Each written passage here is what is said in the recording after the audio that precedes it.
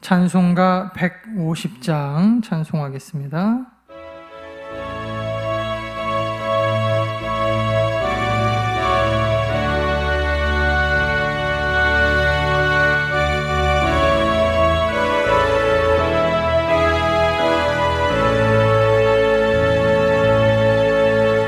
갈보리 산 위에 십자가 섰으니 주가 고난 일당한 표라. 험한 십자가를 내가 사랑하니 주가 보혈을 흘리니라. 죄후 승리를 얻기까지 주의 십자가 사랑하리. 빛나며 류관 받기까지 험한 십자가를 뜨겠네. 멸시천대 받은 주의 십자가에 나의 마음이 끌리도다. 귀한 어린 양이 세상 죄를 지고 험한 십자가 지셨도다.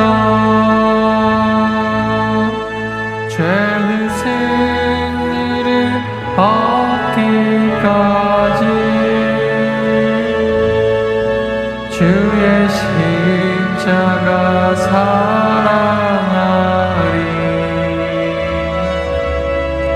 빛나며 류관 받기까지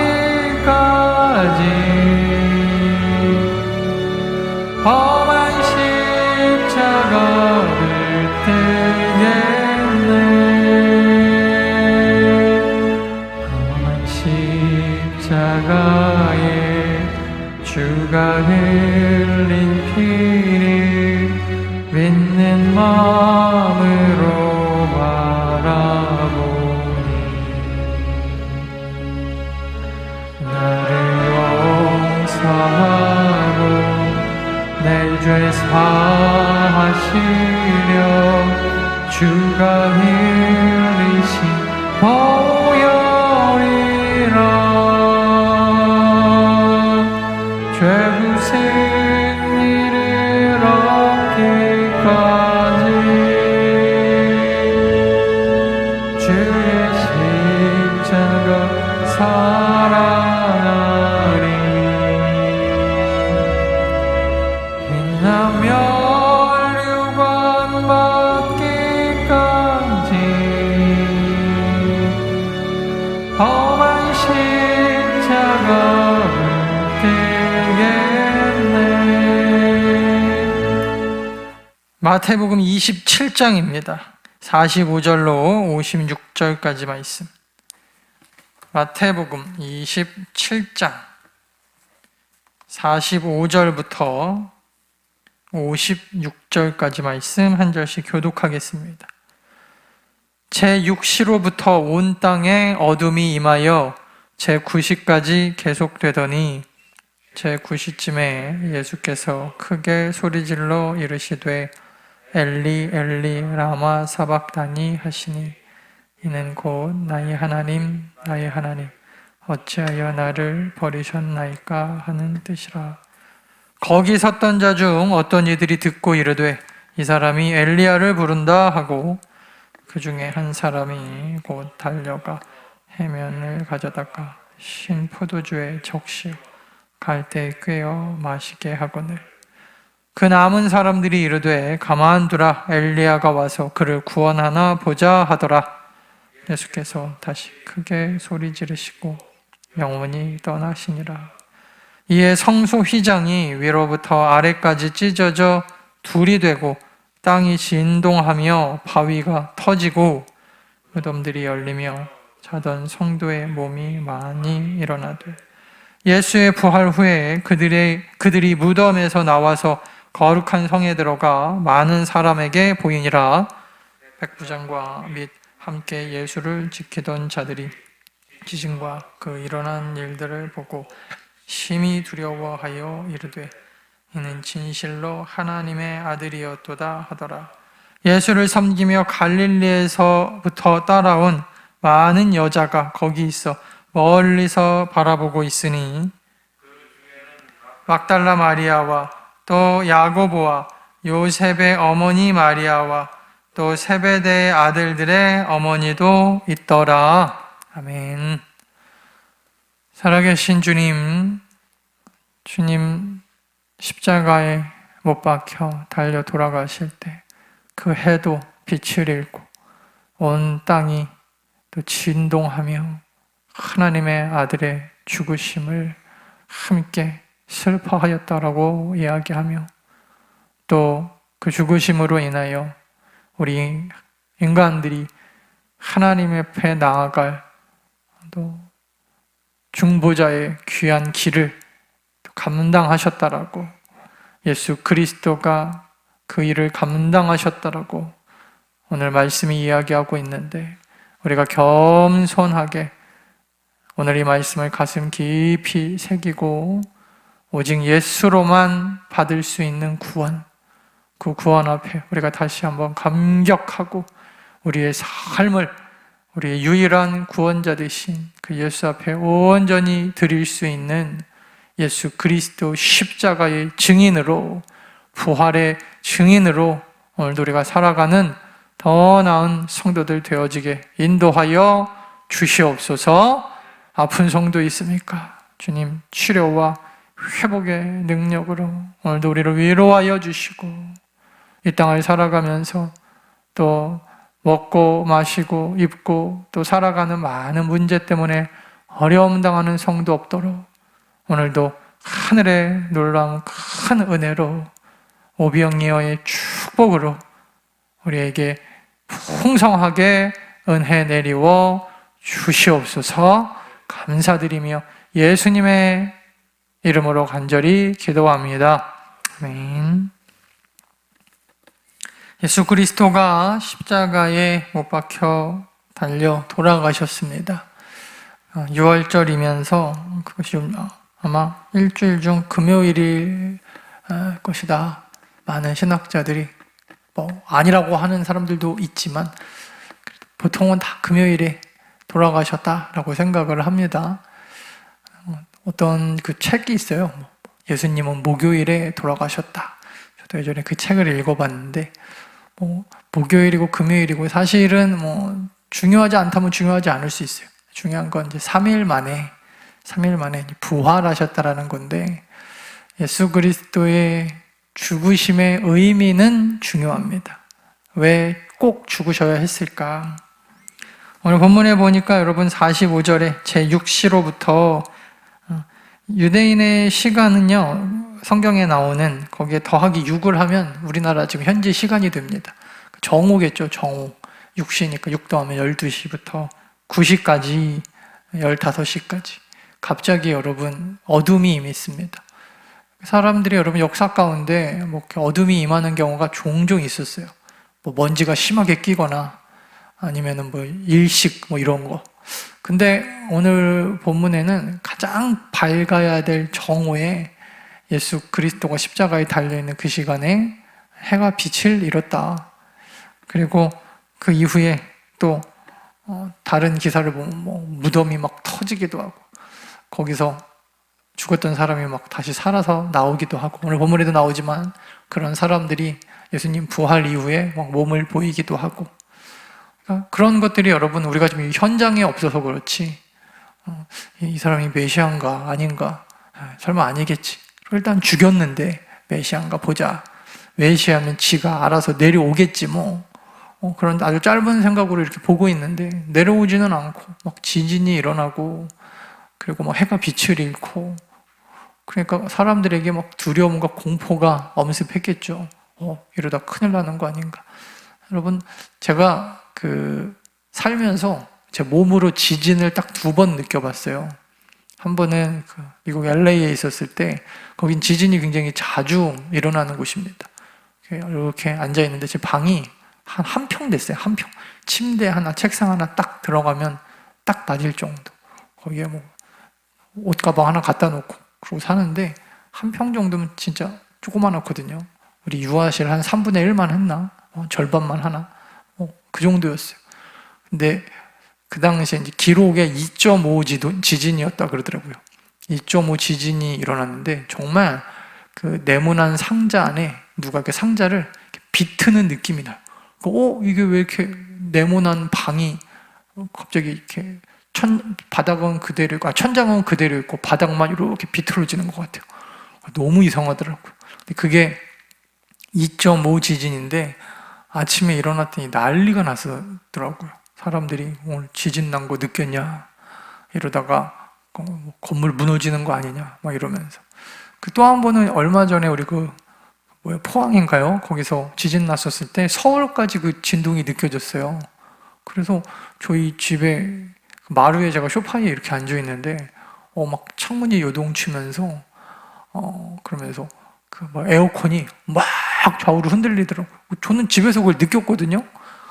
근데 못 느낀 사람도 있었다고 그러더라고요. 그래서 지진 났나 봐. 그리고 제가 막 연락을 했던 기억이 나는데, 그게 여러분 서울에서 한참 떨어져 있는 포항에서 한 진도 그때 5점 몇이었죠. 5.7인가 그 정도 지진 났었을 때 사람이 얼마나 두려운지, 이게 살짝만 땅이 흔들려도 정말 무섭더라니까요. 근데 여러분, 지진이 막 어마어마하게 난 거죠. 지금 막 땅이 터지고 막 바위가 터지고. 그러니까 현장에 있었던 사람들이 이렇게 고백할 만합니다. 야, 저 메시아 맞나 보다. 정말 하나님의 아들이 맞나 보다. 예수님과 함께 돌아가신 분들이 적어도 3명은 있었던 것 같은데, 예수님까지. 근데 사람들이 그 예수님 옆에 있는 사람을 보면서 혹시 저 사람 때문에? 라는 생각을 안 한 걸로 봐서, 예수 그리스도가 십자가에서 보여주신 행동은 그냥 누가 봐도 하나님의 아들처럼 보였었던 것 같아요. 그러니까 메시아라고 설마 하면서 죽였는데, 실제로 여러분 이런 일들이 막 일어나니까 사람들이 어마어마하게 두려워 떨었다, 그렇게 기록이 되어 있어요. 또 여러분, 이러한 내용들은요, 성경에만 나온 거는 아니고요, 성경 이외의 기록에도 여러 곳에 등장하는 내용입니다. 그러니까 사실은 예수 그리스도의 십자가 죽음은 역사적 사실일로 보는 게 타당하죠. 이거는 어떤 의미나 상징이 아닌 것입니다. 그리고 마태가 오늘 기록하고 있는 것 중에 굉장히 중요한 게, 예루살렘 성 안에 있는 지성소. 여러분, 지성소가 뭐냐면 하나님 앞에 나아가는데 지금처럼 이렇게 교회에서 예배 드릴 수 있었던 때가 아니에요. 이때는 소위 이제 구약 시대는요, 예수님 이전을 구약이라고 하기도 하지만 신학적으로 여러분 구약을 언제라고 보냐면, 하나님을 우리 인간들이 직접 대면하여 만날 수 없었던 시대에 그걸 구약이라고 이야기를 합니다. 그래서 이때는 오실 메시아, 옛날 약속이잖아요. 구약, 옛날 약속. 오실 메시아를 기다리던 시대예요. 메시아가 아직 이 땅에 안 왔기 때문에 인간들은 메시아가 오심을 기다리면서, 그러면 메시아가 오실 때까지 하나님 앞에 예배도 못 드리고 하나님을 만날 수도 없으면 너무 힘들잖아요. 우리는 하나님으로부터 나왔고 다시 하나님께 돌아가야 될 자들인데, 이거 구원받은 사람들은 이걸 못 견디거든요. 그러니까 코로나 시대에 왜 예배를 안 나옵니까? 믿음 떨어집니다. 그런 얘기할 필요가 사실 없는 게, 그런 얘기 안 해도 구원받은 사람들은 본인도 알고 옆에서 봐도 알죠. 구원받았구나. 그러니까 이런 걸로 맨날 이렇게 신학적으로 무슨 주일 성숙 이런 얘기를 안 해도요, 보면 알아요. 그냥 하나님 앞에 예배하지 않으면 누가 뭐라고 안 해도 견딜 수가 없어요. 그러니까 하나님이 메시아 오시기 전에 하나님 앞에 하나님과 만날 수 있는 장치를 해 놓으신 게 바로 이 지성소라고 하는 장소예요. 예루살렘 성 안에 있었습니다. 그래서 지성소 바깥에는 뭐가 있었어요? 성소가 있어요. 성소 바깥에는 예루살렘 그 성을 보면은 성소 바깥에는 또 무슨 유대인의 뜰, 뭐 이방인의 뜰, 뭐 이런 게 있었잖아요. 그래서 여러 단계에 걸쳐서 마지막에 지성소는 1년에 한 번 대속죄일에 대제사장을만 들어올 수 있었어요. 대제사장만. 이것도 아무나 들어오는 게 아니라 순차에 따라서, 반차에 따라서 들어와서 하나님을 만나는. 성경에 나오는 그 대표적인 그 지성소에서 하나님 만난 사람이 세례 요한의 아버지 같은 사람이잖아요. 그죠? 세례 요한의 아버지가 지성소에서 하나님 만난 거거든요. 그래서 네가 아들을 낳을 거다 이런 얘기도 듣고 예수 그리스도 오심에 대한 이야기를 듣고 믿지 않다가 벙어리가 되기도 하는. 그래서 유일하게 여러분 대제사장이 대표로 가서 1년에 한 번 죄를 속죄하고 하나님을 만날 수 있는 곳. 이게 언제 만들어졌을까요? 이거를 많은 사람들은 이제 모세 때 만들어졌다라고 이야기하는데 그게 맞습니다. 그럼 모세 이전에 있는 사람들은 어떻게 만났을까요? 이렇게 지성소라고 하는 자리가 아주 명확하게 구별되진 않았지만 하나님을 비슷하게 만났죠. 그래서 사실은 지성소의 개념이 언제 나왔냐 궁금하시면 성경을 찾아보면 창세기에 가인과 아벨의 제사 때부터 나와요. 그러니까 처음에 우리 인간들이 죄를 짓고 하나님과의 관계가 분리됐어요. 죄는요, 하나님과 우리의 자리를 분리시켜 놓는 겁니다. 왜 인간들이 죄를 지었나? 또 앞으로 돌아갈 수가 있겠죠. 인간들이 왜 죄를 지었냐면, 죄라고 하는 것은 자기의 위치를 찾지를 못하는 걸 죄라 그래요. 인간이 인간의 위치에서 인간의 자리에 있어야 되는데 나는 새가 되고 싶다. 그래서 만약 예를 들어서 어떤 아이가 저도 날고 싶습니다. 왠지 저는 믿음으로 날 수 있을 것 같아요. 그래서 아파트 위에 올라가서 우산 같은 거 들고 뛰어내린다. 여러분, 그래, 너는 할 수 있을 거야. 독려해주는 부모가 있다. 빨리 잡아가야 돼요. 빨리. 정신병자죠. 여러분, 인간이요, 새의 위치, 새의 자리에도 갈 수 없는 게 인간이에요. 하나님이 각자 위치에 맞게 딱딱딱 만들어 놓으셨는데 사탄이 이 자리를 바꿔버리죠. 그래서 인간을 어떻게 그 사탄은 바꿔내려고 하냐면 아주 동물의 그 위치로 끌어내립니다. 인간은 하나의 동물에 불과해. 그럴듯하게 나는 굉장히 자비하고 생각도 깊고 동물을 깊이 사랑해서 이렇게 표현되어 있지만 실상은 여러분 하나님이 만드신 인간을 동물의 위치로 전락시켜버리는. 그래서 예전 영국에서 실제로 있었던 일이잖아요. 동물원에 왜 동물만 잡아 넣습니까? 우리 인간도 들어갑시다. 그리고 인간들이 빨개 벗고 거기 들어가서 동물원을 이루고 퍼포먼스하고 뭐 하는 짓이에요, 여러분? 그러니까 자기의 위치를 못 잡으니까 그런 어리석은 그런 모습이 되는 거예요. 근데 그거보다 더 문제가 있죠. 인간이 동물 되는 것보다 더 문제가 자기가 하나님이 될 수 있을 거라고 착각을 하며 삽니다. 그래서 사탄이 와서 선악과 주면서 이거 먹어봐. 선악과라고 하는 것은 여러 가지 의미가 있지만 그 중에 하나가 하나님과 인간에 대한 확실한 구별. 그래야 살아요. 인간이 여러분 높은 곳에서 뛰어내리면 죽는 것처럼 인간은요, 여러분, 하나님이 높은 곳에서 뛰어내리면 죽게 만들었어요. 그죠? 이건 하나님의 세상을 살아가는 하나님 나라의 법칙입니다. 그런 거예요. 그러니까 여러분, 인간이요, 하나님의 자리에 올라가는 순간 인간은 죽는 것입니다. 하나님이 살려고 만들어 놓은 경계선이 뭐예요? 그 중에 그 증표가 선악과 같은 거예요. 기억해. 동산 중앙에 있는 거 보면서 인간은 인간의 위치에서, 너의 위치에서 최선을 다하는 거야. 어떤 인간은 그런데 여러분, 이 죄 때문에 하나님이 되려고 하고, 어떤 인간은 또 스스로를 땅바닥으로 떨어뜨려서 동물과 같이 살려고 하고, 동물 흉내내고, 어떤 인간은 자기 위치를 찾지 못하고 감사와 만족이 없어요. 그래서 죄라고 하는 게 뭐냐? 죄라고 하는 것은요, 결과적으로는 이 하나님의 위치에 자꾸 올라가려고 하다가 인간들이 자기의 목숨, 생명을 잃어버린 게 죄입니다. 그래서 그렇게 여러분 생명을 다 잃고 나니까 이제 하나님 앞에 나아갈 수 있는 길이 막혀버렸어요. 왜? 죄인은 여러분 하나님을 만날 수가 없거든요. 그래서 하나님께서 인간을 에덴 동산에서 직접 만났는데 직접 만나지 못하고 에덴 동산에서 쫓아내시면서 유일하게 여러분 만날 수 있는 창고를 만들어 놓으신 게 이 지성소예요. 지성소. 그리고 그것을 아벨과 가인에게 처음에 말씀해 주신 거죠. 그래서 여러분 성경에 나오는 왜 아벨의 제사는 하나님이 받아주시는데 가인의 제사는 받아주시지 않았냐 이렇게 물어보시면, 사실은 아벨이라고 하는 사람은 양으로 하나님 앞에 예배를 드렸잖아요. 하나님이 그때 이미 예수 그리스도가 이 땅에 오셔서 우리를 구원하실 것에 대한 어떻게 보면 증표를 주신 것이죠. 오직 어떤 생명에 대한 대가가 없이는 너희 죄는 해결될 수 없다. 근데 여러분 가인은 뭘로 드렸어요? 곡식으로. 물론 곡식으로 드리는 제사도 이 당시에 있었지만 그런 의미는 아닌 것 같고, 가인은 그냥 그런 거 저런 거 상관없이 자기 마음대로 예배 드렸던 것 같아요.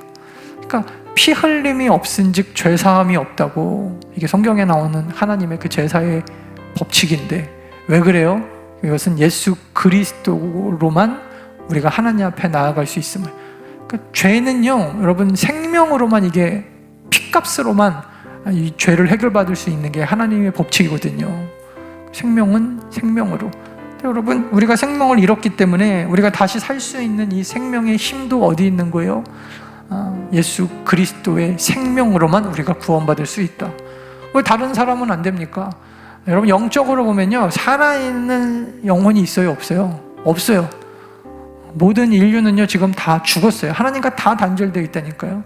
유일한 생명. 그러니까 여러분 하나님이 이 땅에 오실 수밖에 없었던 거예요. 그러니까 여러분 유일하게 어떻게 보면은 살아서 이 땅에 오신 분, 예수 그리스도 한 분밖에 없다. 그래서 여러분 이 땅에 살아서 오신 그분이 모든 인류를 위하여 대신 피 흘리시고, 이게 여러분 구약에 나오는 제사하고 똑같죠. 피 흘리시고, 그래서 인간과 하나님과의 관계를 열어주셨다. 그러니까 이제 더 이상 뭐가 필요 없어요? 지성소가 필요 없어지게 된 거예요. 그거를 오늘 마태는 뭐라고 표현합니까? 실제로 있었던 일이지만 지진이 나니까 막 예루살렘 성이 흔들렸겠죠. 그러면서 성소의 지성소와 성소를 갈라놓는, 인간과 하나님을 막아놨던 성소의 휘장이 위에서부터 아래로 찢어졌다. 그래서 여러분 이제 우리는 어떻게 나아갑니까? 하나님 앞에 지성소를 통하여 신부님이 목사님이 누가 대신 가가지고 기도해 주는 게 아니죠. 이제는 여러분들이 예수 그리스도의 이름으로 친히 하나님 앞에 기도하고 만날 수 있게 된 겁니다. 이게 얼마나 큰 특권이에요. 근데 여러분 이 어마어마한 특권을 사탄은 항상 아주 평가절하 시키는 걸 좋아하죠. 그래서 세상 사람들은 뭐라 그래요? 그걸 가지고 야 그게 무슨 무슨 배타성이냐 이렇게 얘기를 하고, 또 무슨 구원받으려면 그렇게 독선적이냐, 예수만 믿어야 된다고 하냐. 근데 여러분 그냥 상식적으로 생각해 봅시다. 상식적으로 잘 보세요. 이게 되게 중요한데, 만약에 여러분 하나님께서 구원의 길을 열어주셨는데 예수님이 이 땅에 안 오시고, 그럼 하나님도 좋아요. 하나님도 좋죠. 아들 안 보내면 되니까. 뭔가 구원인데 적어도 여러분 우리가 대학에 들어가려고 해도 시험을 봐야 되고, 그죠? 하다못해 우리 어린아이들 친구네 집에 생일잔치 놀러 가려고 그래도 초청장을 받고 가는데, 구원 하나님 앞에 가는 구원인데 그냥 막 갑니까? 뭔가 구원 받을 수 있는 조건을 하나님이 만들어 놓으셔야 된다. 그냥 생각을 해보자고요. 근데 그 구원의 조건이 예를 들어서 돈이다. 못 갈 사람 있겠죠? 반드시 있어요. 건강이다. 이거 안 돼요. 안 돼요. 공부 잘하는 사람? 이거 안 돼요. 절대 불가능합니다. 무슨 계급. 못 가는 사람이 반드시 생긴다니까요. 뭘로 해도요, 여러분, 못 가는 사람이 생겨요. 심지어 여러분 무슨 종교적인 행위를 열심히 해서 선한 능력을 발휘해서 여러분 그 교도소 같은 데 가보세요. 그 사람들이 뭐라 그러는 줄 아세요? 내가 왜 여기 와 있는 줄 아냐? 나도 너같이 부모 잘 만나고, 나도 뭐 풍족하게 살고, 나도 뭐 배고프지 않으면 이런 짓 안 해도 됐다. 그런 사람들이 대다수예요. 실제로 그게 사실이고, 여러분, 우리가 죄를 안 지을 만한 어떤 그런 가정 환경, 뭐 그렇다고 뭐 그런 가정 환경은 다 죄를 지어야 된다는 건 아니지만, 죄 짓는 사람 보면 대부분 공통점이 있죠. 뭐 이렇게 부모님이 뭐 안 계신 분들, 뭐 이런 분들이 그래도 좀 많잖아요. 그다음에 가정교육을 잘 못 받고, 그리고 어려서부터 뭐 가난하고, 이거 어쩔 수가 없어요. 그런 분들이 다 그렇다는 건 아닙니다. 근데 대부분 그런 분들이 그래도 범죄에 쉽게 노출되어 있는 건 사실이잖아요. 그러니까 여러분, 뭘 내세워도, 그게 선한 행위든지 무슨 율법이든지 뭘 내세워도 여러분 절대 공평하지가 않아요.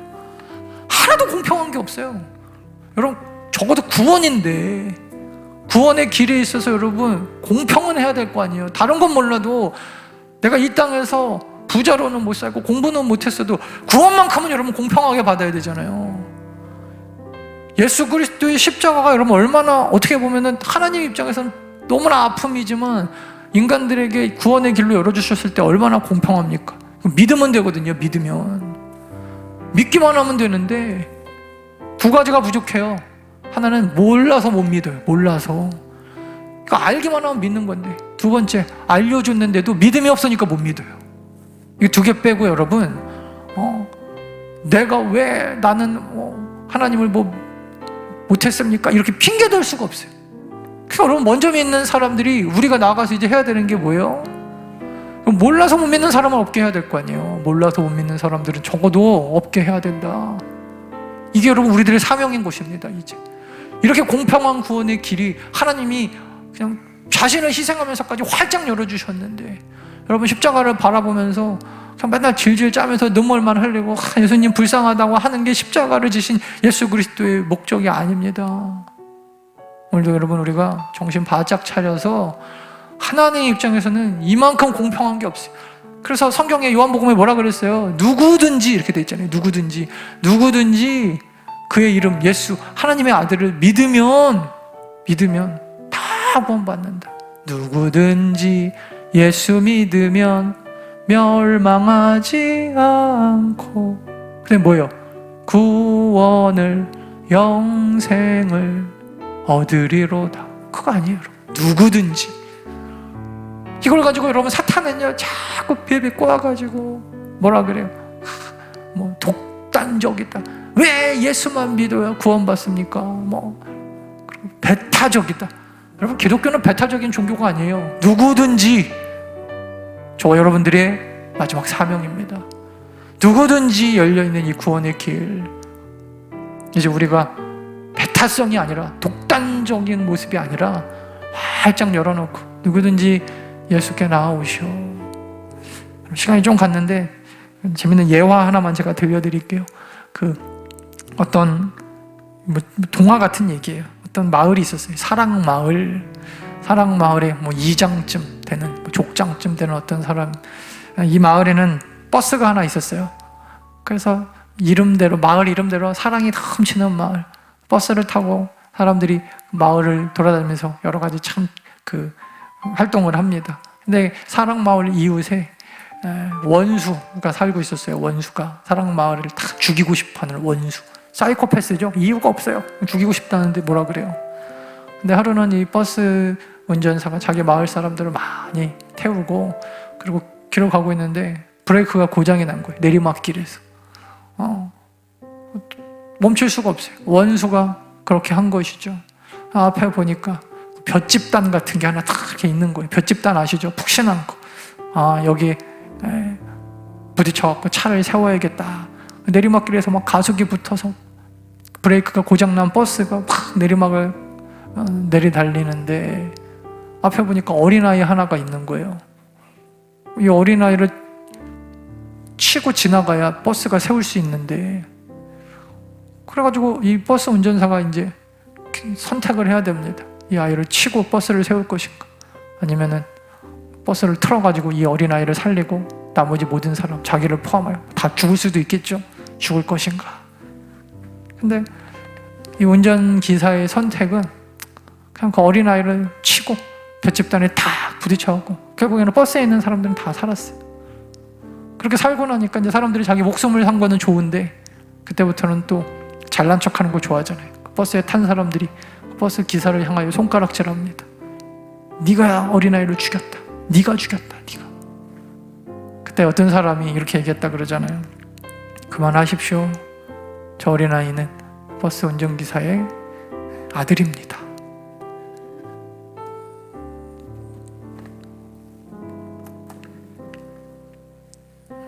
여러분, 구원은요 공짜가 아닙니다. 그죠? 반드시 희생이 필요해요. 반드시. 왜? 누구든지 구원받기 위해서는 하나님 아버지의 아들의 희생이 필요했다라는 거. 오늘도 여러분과 가슴 깊이 새기고 나 같은 사람 구원받게 하시려고 하나님이 자기의 아들을 죽이셨구나. 오늘도 그 마음으로 우리의 죄가 하나님의 아들을 죽이셨구나. 오늘도 우리가 그 마음으로 하나님 앞에 감사하고 또 그 구원을 주신 하나님 앞에 감격하면서 오늘 십자가를 가슴 깊이 묵상하고 살아가는 저와 여러분 되시기를 간절히 축원합니다. 그 크신 하나님의 사랑 말로 다 영 못하네. 저 높고 높은 별을 넘어 이 낮고 낮은 땅 위에 죄범한 영려 그 아들로 내사 왕죄를 삼으시고 죄 용서하셨네. 하나님 크신 사랑이 증량다고 하네. 영원히 변치 않는 사랑 성도여 찬양하세. 하나님 크신 사랑이 증량다고 하네. 영원히 변치 않는 사랑 성도여 찬양하세. 사랑의 주님, 오늘도 우리가 예수 그리스도의 십자가를 묵상할 때 구원은 공짜가 아닌데 나 같은 죄인 구원하시려고 공평한 그 구원의 길, 누구든지 구원받을 수 있는 그 길 주시려고 하나님 아버지가 목숨 버려 만들어 놓으신 그 길, 세상 사람들은 배타적이라고 하고 독단적이라고 비아냥거리면서 평가절하한 그 길에 오늘도 우리의 삶의 이유와 목적을 겁니다. 주님, 그것 때문에 살아가는 인생, 누구든지 구원받는 그 길 우리에게 주시려고 이 땅에 오신 예수 그리스도의 증인으로 오늘도 우리가 감사하며 감격하며 예수 그리스도의 십자가 가슴 깊이 묵상하며 살아가는 그 은혜, 오늘도 잊지 않고 살아가는 우리 더 나은 성도들 되어지도록 주여 인도해 주시옵소서. 지금은 우리 주 예수 그리스도의 은혜와 하나님 아버지의 무한하신 사랑과 성령의 감화 감동 충만 교통하심, 사랑하는 성도들 머리 위에와 앞길 위에 가정과 일하시는 직장과 사업터와 또 이 나라와 이 민족 정치하시는 위정자들과 북한 땅 위에 세계 각지에서 선교하신 선교사님들 그 사역들 위에 이제부터 영원토록 함께 있을지어다. 아멘.